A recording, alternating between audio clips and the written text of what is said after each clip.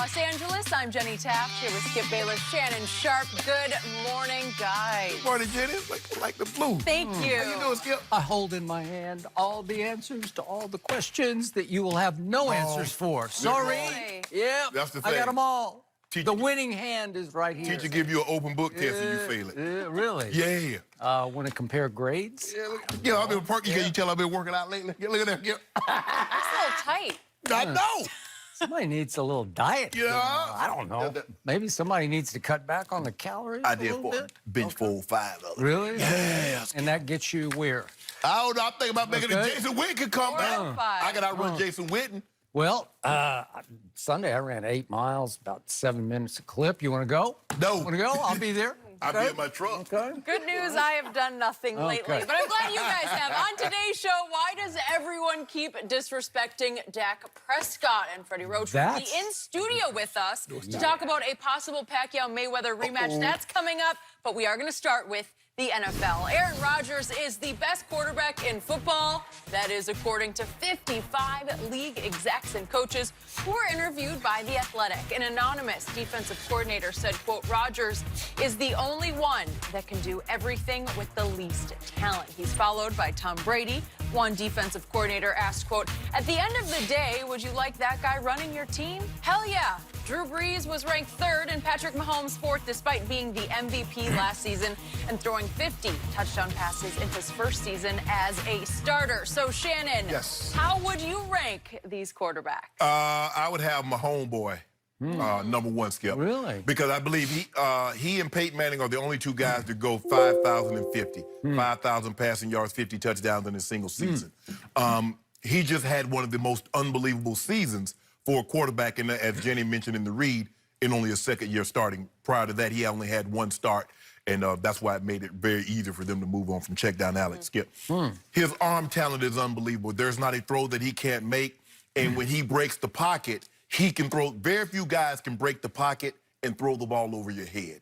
He can break contain and throw the ball over your head. He can fit the ball into small windows. He's very improvisational. We're going to talk about this a little later with the Brett Favre stuff because he'll attempt stuff. No, the quarterback, the play that we're running right now where he throws the ball with his left hand. He's rolling to his left. He's a right-handed quarterback. He changes hands and flips it to Tyreek Hill.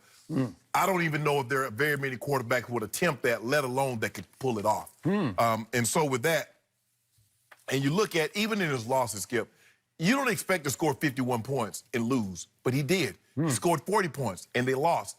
He scored 31 twice, and they lost. In his 5 losses, he averaged scoring 36 points a game. And nobody threw the ball down the field further more than Patrick Mahomes. So with that being said, Skip Bayless, I have my homeboy #1, Aaron Rodgers #2, and I have, you go, What's his name? Tiny Tom terrific. #3. Tiny Tom, the guy who's 6'4". I don't get up about that. I'm just saying my homeboy should be #1 coming off the season in which he just had. He just proved he's the baddest man going right now. Really? Yes. And he won how many playoff games? He won 1.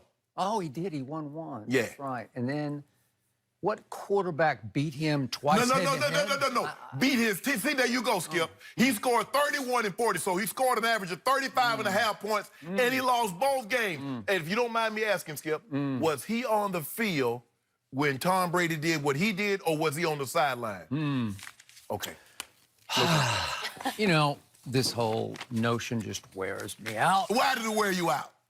Because it is a sad joke that all of these ratings don't have Tom Brady #1 because your eye test should have told you last year he is still easily the best quarterback playing the game. We're talking about actually playing the game of football. Who continues to play it at the highest level, deepest into the playoffs? #12 in Foxborough. It's not even close. And I know people get worn out of Tom Brady, and I appreciate that. I respect that. I honor that.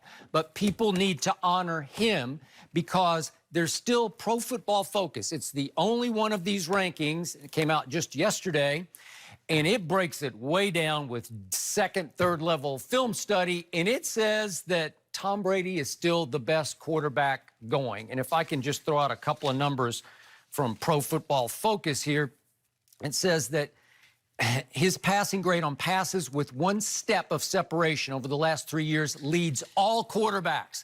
So it's deadly accuracy. If you have 1 step of separation, he will hit you in the hands and it will be caught. He throwing to running backs and Julian Edelman. All right. Does it work? Yeah, it really works because he won another Super Bowl, his 6th, just last year.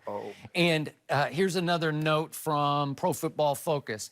He picked up his biggest chunks late in tight games. That's over 1,000 yards passing on just 107 attempts.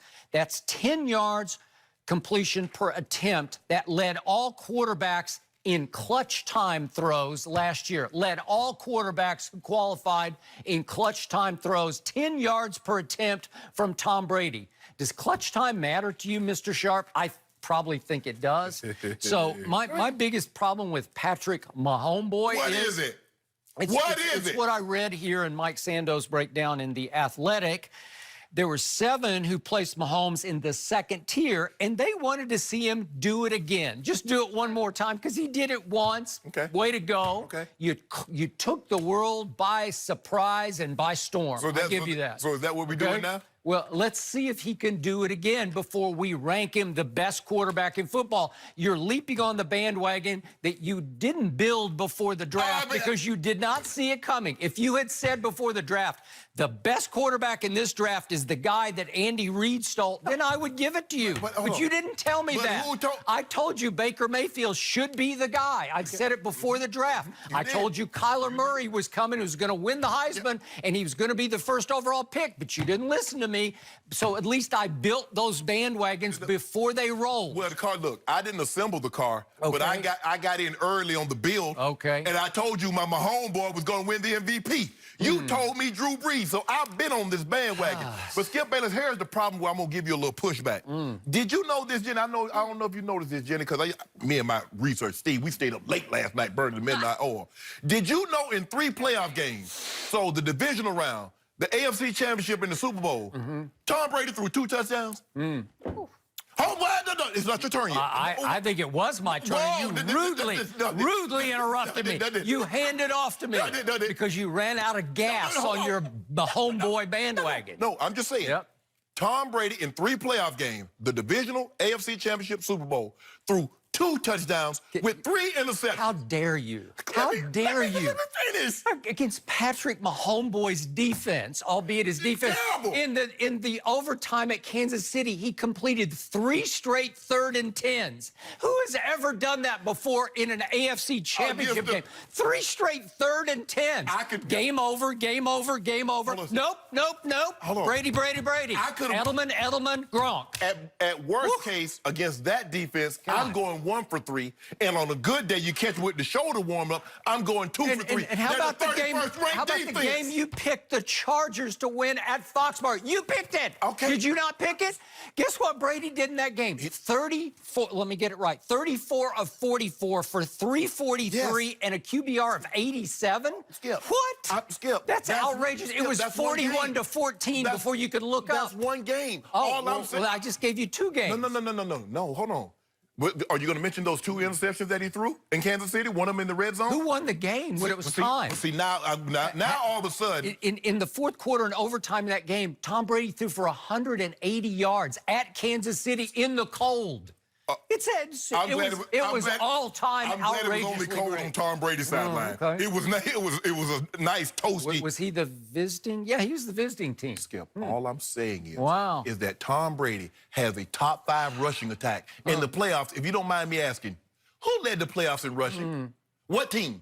Yeah, I've been telling you that all along. You keep telling me Dallas is dependent on Zeke. I said, well, Brady's got a rushing game, too. Whoa. I'm just asking a simple question. It's what they do. Now, they do it by committee, although Sony Michel was pretty good. All I'm asking. Okay, Do good. they have a top 5 rushing attack? Simple yes or simple no? Do they have a top 10 defense? A simple yes or a simple no? A top 10-ish? They were number 7 in scoring. Yeah, they were kind of mediocre last year. They were the number 7th ranked scoring. Better defenses, you say that. They held the number 1 offense in football, scoring offense, to 3 points. And you say that wasn't one of Belichick's crowning achievements. Who controlled the game? Oh, Because now they controlled the football. Oh, The offense did. It doesn't. Who won time of possession? Brady's offense. Skip, it doesn't It matter. was